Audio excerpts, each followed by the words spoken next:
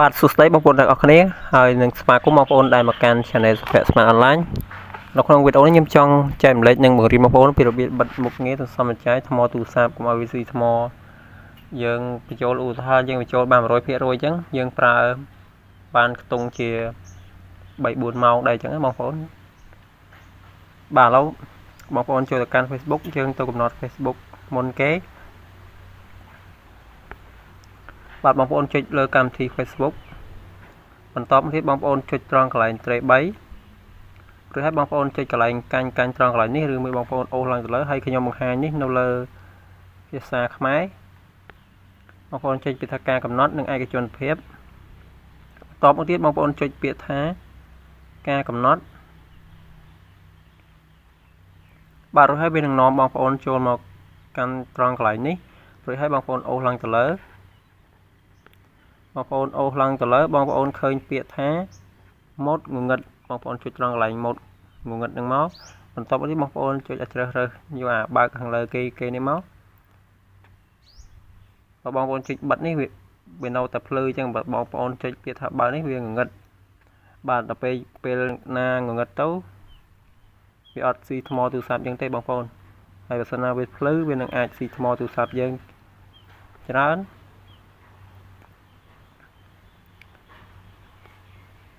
បាទហើយបងប្អូនអូសមើល Facebook កន្លែងណាក៏ងឹតដែរបងប្អូន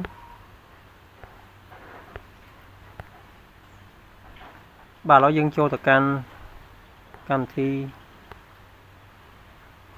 Messenger បងប្អូនចូលកំណត់បែបនឹងដូចគ្នា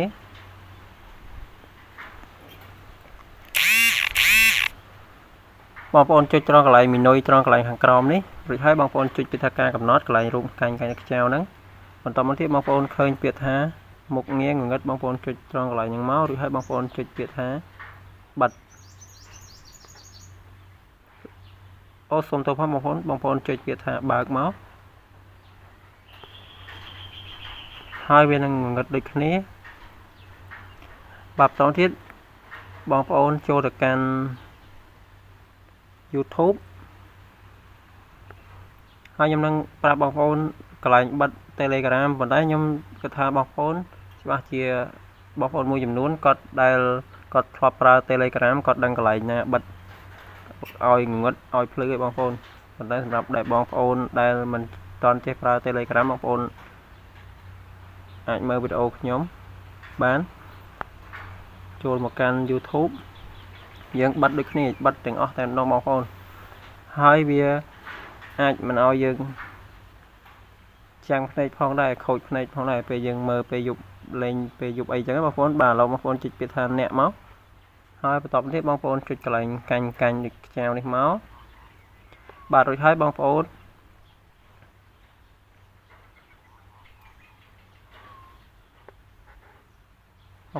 អូសឡើងទៅលើ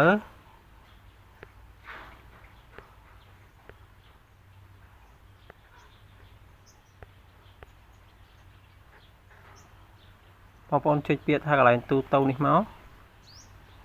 បាទបន្ទាប់នេះបងប្អូនឃើញពាក្យថារូបរាងបងប្អូនចុចត្រង់កន្លែងហ្នឹងមករួចហើយបងប្អូន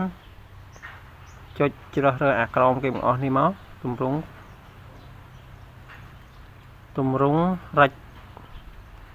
រចនាងងឹតហ្នឹងមកអូខេឥឡូវយើងបានកំណត់បាន3កម្មវិធីហើយបាទវាងងឹតទាំងអស់ហើយបន្តទៀតបងប្អូនចូលទៅកាន់ Telegram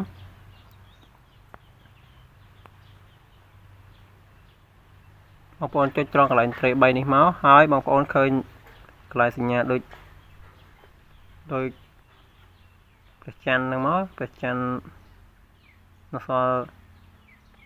ចំណិតដូចចំណិតដងមួយចំហៀងហ្នឹងបងប្អូនយកដៃប៉ះត្រង់កន្លែងហ្នឹងមកវានឹងធ្វើការបិទហើយបងប្អូននេះបិទទាំងអស់តែដងខ្មៅបាទឥឡូវវីដេអូខ្ញុំមានតែប៉ុណ្្នឹងទេបងប្អូនហើយបងប្អូនចូលចិត្តវីដេអូខ្ញុំបងប្អូនកុំភ្លេចចុច Subscribe ចុច Like បងប្អូននឹងទទួលបានវីដេអូថ្មីៗពីខ្ញុំបន្ថែមទៀតសូមអរគុណសូមជម្រាបលា